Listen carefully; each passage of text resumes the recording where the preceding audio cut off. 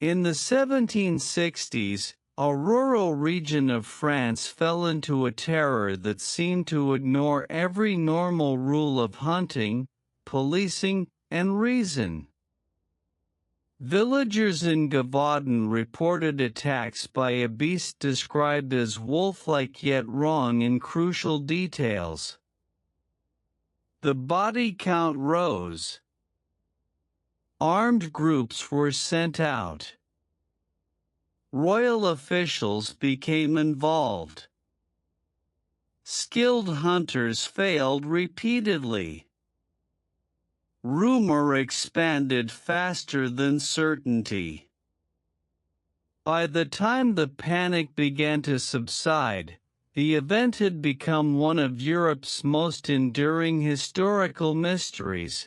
What was the Beast of Gevaudan, and why did it take so long to stop it? The setting matters. Gevaudan in the 18th century was not a modern surveillance state with rapid communication and coordinated forensic systems. It was a landscape of villages, forests, farmland, and long travel times.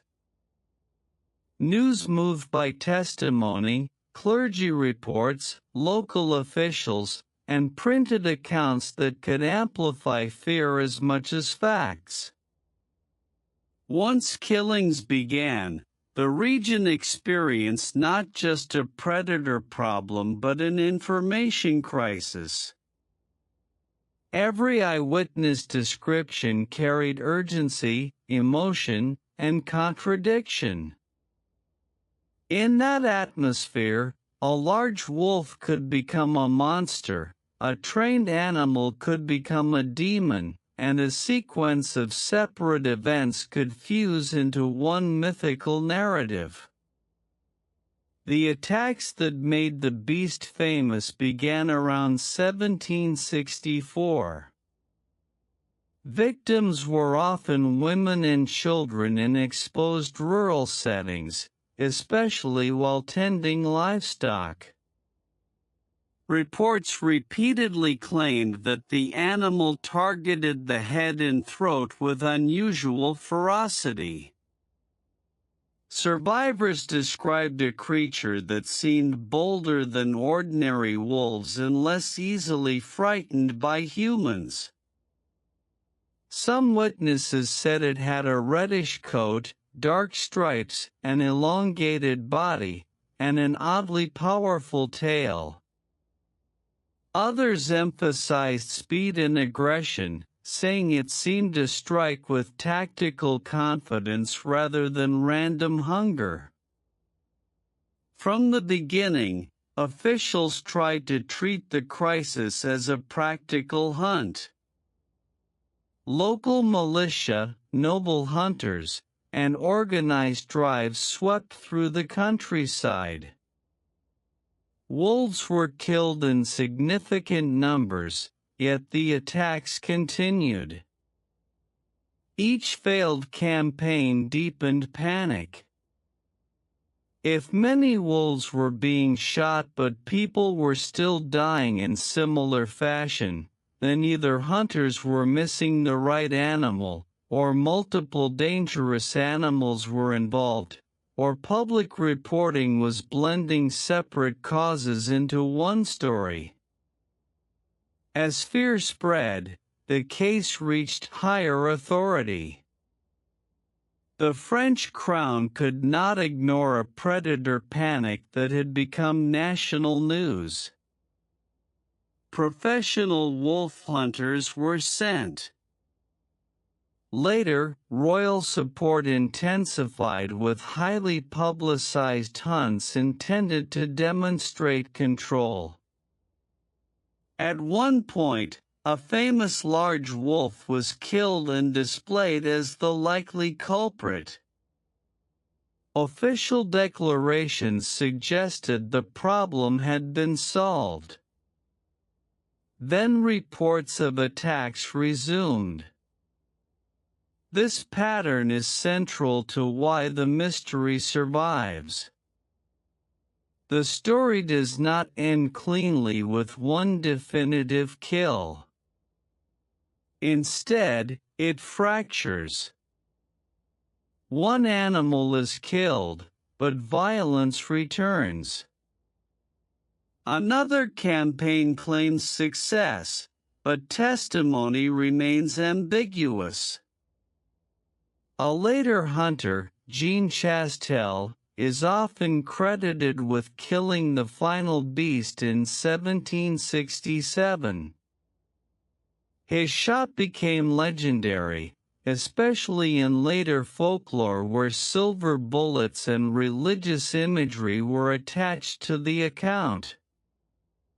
Yet even this concluding chapter leaves room for doubt. Was Chastel's animal the same predator responsible for the full sequence of attacks, or the last member of a cluster of dangerous animals, or a convenient endpoint accepted by an exhausted population? Modern analysis usually starts by rejecting supernatural explanations. Werewolf narratives, demonic possession, and cursed beast stories belong to folklore, not evidence. But removing the supernatural does not instantly produce one tidy answer. Historians and zoological researchers still debate several serious possibilities. The first possibility is that the Beast of Gevaudan was primarily a wolf or wolves, amplified by fear and inconsistent reporting. France in that era did have significant wolf populations, and lethal attacks on humans, while not constant, were not unknown under certain conditions.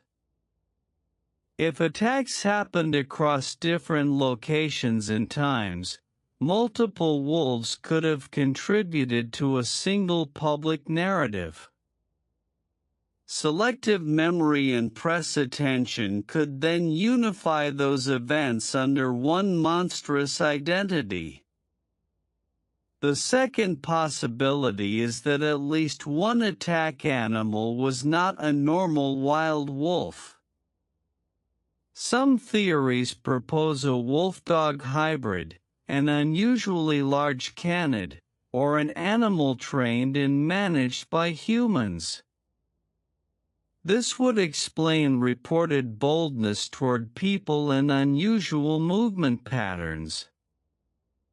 It also fits a persistent suspicion in some historical writing that human criminality may have intersected with the animal attacks, whether through negligence, exploitation, or deliberate violence hidden behind the image of a beast.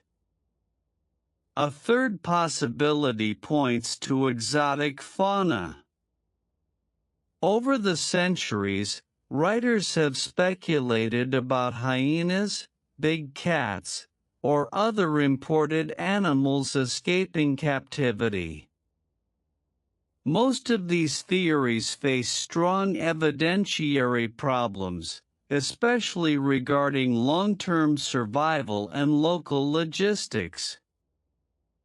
Still, they persist because eyewitness descriptions were sometimes odd enough to keep non-wolf hypotheses alive. The documentation itself is both rich and unstable. Clerical records, local administrative notes, and contemporary printed accounts preserve valuable details about place, date, victims, and responses. At the same time, those same sources were produced within a climate of fear, political pressure, and sensational reporting. Some were written to inform authorities. Others were written to reassure the public. Others were written to sell copies. Historians must constantly separate immediate observation from narrative shaping. Political context also mattered. For the monarchy, failure to stop the attacks damaged perceptions of authority. Public hunts and announcements were not only about killing an animal, they were performances of control. Declaring victory too early may have been institutionally tempting, especially when pressure from Paris met confusion in the provinces. When later attacks undermined those declarations, trust weakened further. Religious interpretation shaped perception as well. In rural 18th century France, unusual violence could be framed as moral warning, divine punishment, or apocalyptic sign. This did not mean witnesses fabricated what they saw. It meant interpretation operated within a symbolic world where predation could carry theological meaning. That symbolic frame increased emotional intensity and helped the beast become more than a biological threat. Victim testimony and survivor accounts remain among the most compelling elements of the case. Some survivors described direct physical struggle and narrow escape. Stories circulated of young people fighting back with farm tools, groups defending one another, and isolated shepherds encountering the beast at close range. These accounts helped establish the creature as unusually fearless. They also helped transform local tragedy into national legend. The geography of Gevaudan favored uncertainty. Dense woodland, rough terrain, and dispersed settlements made systematic tracking difficult. Even modern wildlife management struggles in such environments, and 18th century teams had fewer tools, slower communication, and weaker forensic capacity. A wounded predator could move beyond immediate range before coordinated follow-up was possible. By 1767, after years of fear, a final phase of hunting culminated in the killing linked to Jean Chastel. In many retellings, this was the end. Attacks associated with the central narrative largely ceased, and collective memory accepted closure. But historians remain cautious. Cessation does not prove identity. The final animal may have been the principal killer. It may have been one of several. It may have become the symbolic endpoint people needed after years of trauma. Why does the Beast of Gevaudan still divide historians? Because it sits at the boundary between environmental history, crime history, media history, and folklore. If you treat it only as zoology, you underread the social panic. If you treat it only as folklore, you erase real victims. If you treat it only as politics, you miss ecological realities. The strongest approach accepts that all these layers interacted. The case also teaches a broader lesson about historical uncertainty.